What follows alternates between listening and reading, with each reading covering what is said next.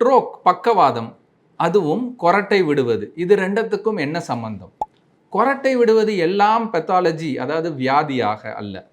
கொரட்டை விடுறது obstructive sleep apnoea அப்படின்ற கிரைட்டீரியாவை ஃபிட் ஆச்சுன்னா அப்போ உடனே நீங்கள் உங்களோட ஸ்லீப் ஸ்பெஷலிஸ்ட்டை கன்சல்ட் பண்ண வேண்டியது இருக்கும்.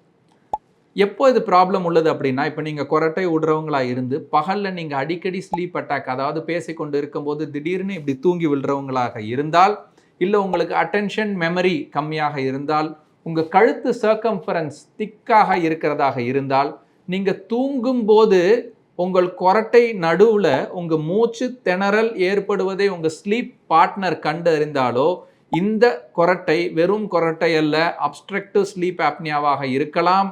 உங்கள் ஸ்லீப் ஸ்பெஷலிஸ்ட்டை கண்டறிந்து இதுக்குள்ள சிகிச்சை முறையை பெற்றுக்கொள்ளவும்.